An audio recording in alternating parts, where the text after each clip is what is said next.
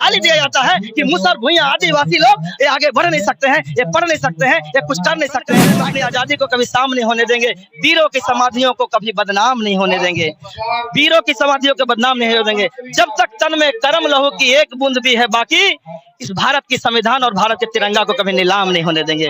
हिंदी हमारा मातृभाषा है, हमारा राज्य भाषा है, लेकिन जब मेडिकल का परीक्षा होगा तो अंग्रेजी में होगा, यूपीएससी का परीक्षा होगा तो अंग्रेजी में होगा, union public engineering service commission का परीक्षा होगा तो अंग्रेजी में होगा। आप अंग्रेजी में परीक्षा लेंगे और हमको हिंदी में पढ़ाएंगे, हम कैसे डॉक्टर, इंजीनियर और आईएएस? 1000 जरूर हुआ 1947 में, लेकिन देश में केवल आजादी मिली अंग्रेजों से।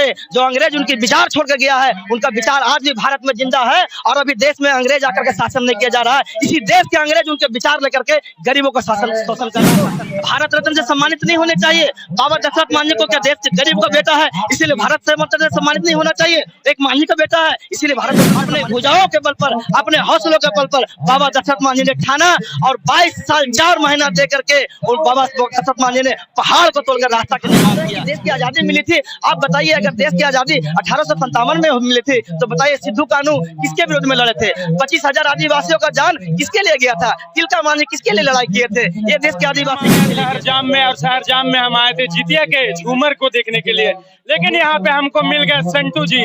और सिंटू जी कहाँ से? आप ये है बंगाल से, और बंगाल टाइगर जब दहाड़ता है तो अच्छे अच्छे की हवा निकल जाती है। आज इनके मंच पे जो मैंने सुना वो दिल में मेरा बैठ गया। इसी वजह से मैं अपने दर्शकों को भी वो सुनाना चाहता हूँ। बिना देर के उन्हें सुनाऊंगा और जानने की कोशिश करूंगा कि इनके दिल में अपने समाज के लिए जो दबा हुआ है वो हमारे न्यूज चैनल तक कहीं ना कहीं रखने की कोशिश करूंगा। सबसे पहले हमारे चैनल में स्वागत है भी आपका। बहुत बहुत धन्यवाद है जो हम जैसे गरीब समाज को कवरेज आप दे रहे हैं और उनको निखारने की कोशिश कर रहे हैं। आप अपने समाज के बारे में बताएं जो अभी स्टेज पे आप बता रहे थे।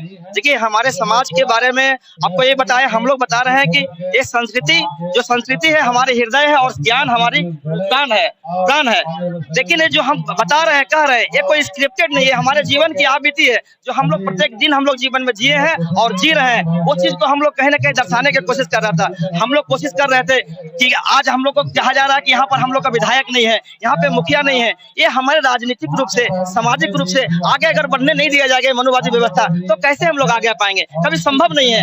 आप बताइए, लोग कहते हैं कि आप पढ़िए, आप आगे बढ़िए, अच्छे लगते हैं बड़े बड़े मंचों से सुनने के लिए कि आप पढ़िए, आप आगे बढ़िए, बड़े अच्छे बात है। लेकिन हम उनसे पूछना चाहते हैं कि आप बोलते हैं आईएएस बनिए, और जब आईएएस में बनने के लिए जो उसकी एक फीस होती है, कोचिंग सेंटर जाने के लिए होते हैं, उनका व्यवस्था होता है जहाँ पर 2-2.5 लाख 3 लाख रुपया से आरंभ होता है। तो कैसे संभव है कि हम आईएएस बन पाएंगे? कैसे संभव है कि आईपीएस बन जाएंगे? आप इंजीनियरिंग करने के लिए बात बोलते हैं, इंजीनियरिंग सर्विस कमीशन में एडमिशन जाने के लिए, उससे एग्जाम देने के लिए बात करते हैं, एनआईटी आईआईटी की बात करते हैं, लेकिन संभव कैसे है कि गरीब समाज के बच्चे इंजीनियरिंग कर पाए?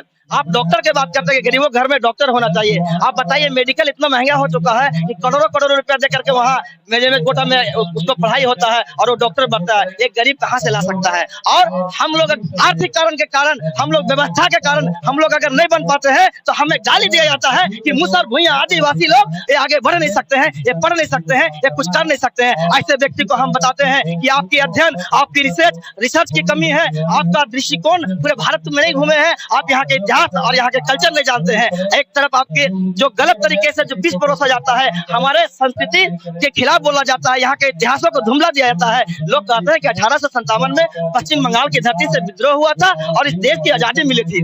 हम कहते हैं कि देश की आजादी मिली थी। आप बताइए, अगर देश की आजादी 1857 में मिली थी तो बताइए सिद्धू कानू किसके विरोध में लड़े थे? 25,000 आदिवासियों का जान किसके लिए गया था? तिलका मांझी किसके लिए लड़ाई किए थे? ये देश के आदिवासी किसके लिए किए थे? उनके पास कोई जवाब नहीं रहेगा। हम बोलते हैं कि ये दलित पढ़ नहीं सकते हैं। हम बोलते हैं, एक व्यक्ति के सिर्फ नाम बताते हैं। इस देश के निर्माता भारत रत्न बाबा डॉक्टर भीमराव अम्बेडकर साहब को पढ़ने के मौका मिला। इतने प्रताड़ित होकर के उन्होंने भारत के नाम जाके अंतरराष्ट्रीय स्तर पर लहराया और कोलंबिया यूनिवर्सिटी के बड़े स्कूलों में लिखा गया कि भारत की व्यक्ति बाबा भीमराव अम्बेडकर दुनिया के सबसे पढ़े लिखे विद्वान व्यक्ति हैं, वो बाबा भीमराव अम्बेडकर के हैं जो भारत से आते हैं। इस भारत के नाम ऊंचा करने के गया। लोग कहते हैं कि गरीबों को कुछ देश राष्ट्र निर्माण में, इस गरीबों को देश निर्माण में उनका कोई योगदान नहीं हैं। हम बोलते हैं कि आप आइए कभी, आप जानिए कभी गेल्हौर की धरती गया पे जाइए। बाबा दशरथ मान जी के जन्म हुआ था एक गरीब परिवार में। वो बाबा दशरथ मान जी जिन्होंने देखा था कि 50 से 60 किलोमीटर वहाँ के तमाम गांव के बड़े बड़े जमींदार से लेकर गरीबों लोग एक लंबे सफर करके जाते थे।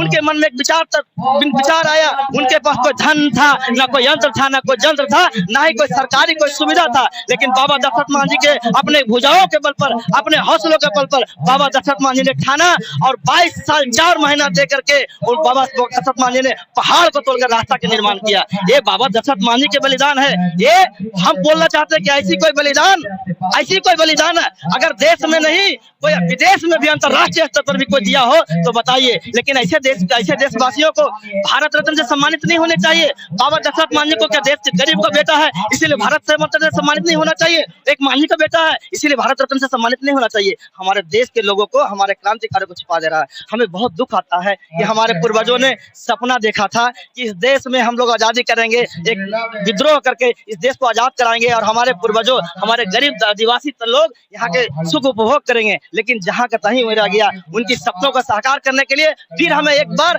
आंदोलन की जरूरत है और सामाजिक आंदोलन की जरूरत है। देश आजाद जरूर हुआ 1947 में, लेकिन देश में केवल आजादी मिली अंग्रेजों से। जो अंग्रेज उनके विचार छोड़ कर गया है, उनका विचार आज भी भारत में जिंदा है और अभी देश में अंग्रेज आकर के शासन नहीं किया जा रहा है। इसी देश के अंग्रेज उनके विचार लेकर के गरीबों को शासन कर रहा है। उनके खिलाफ हमें एक आंदोलन करना होगा, एक विद्रोह करना होगा पूरे देश भर में, तभी इस देश में क्रांति आएगा। और इस क्रांति लाने के लिए हम लोग जगह जगह जाकर इनका प्रचार प्रसार कर रहे हैं। यही कहना चाह रहे हैं, ये संदेश देना चाह रहे हैं। सरकार तो कहते हैं कि आप लोगों को जाति को आरक्षण दिया जाता है, उसके बारे में क्या? आप बताइए किस कम्युनिटी में आरक्षण नहीं है? लेकिन सरकार को आप लोग के आप लोग बताइए, भूइयां एससी को आरक्षण मिलता है, एसटी को आरक्षण मिलता है, ओबीसी को आरक्षण मिलता है, जनरल को आरक्षण मिलता है, किसको आरक्षण नहीं मिलता है? फिजिकली हैंडीकैप को आरक्षण होता है। आरक्षण के नाम पर भी घोटाला हो रहा है। अगर किसी की आबादी 15% है और 10% आरक्षण ही दे दिए आप, तो क्या बचा? आरक्षण का महत्व क्या रह गया है? बताइए किस जाति का आरक्षण नहीं मिल रहा है? बहुत बढ़िया, आपसे बात करके हमें बहुत अच्छा लगा। रियल में आप बंगाल टाइगर हैं, अपने जात के लिए आन बान शान है। इन सबों से हटकर मैं कुछ बात करना चाहूंगा। आप शहरजाम के धरती पर आ जाए हैं और शहरजाम में ये पूरे जिले का सबसे बड़ा झूमर यहाँ लगता है जितिया में। कैसा लगा आपको यहाँ पे? हम प्रथम ही कहे मंच पर कि देखिए, ये संस्कृति हमारे हृदय है और ये बनावट को लोग देखते हैं और ज्ञान हमारी आत्मा है।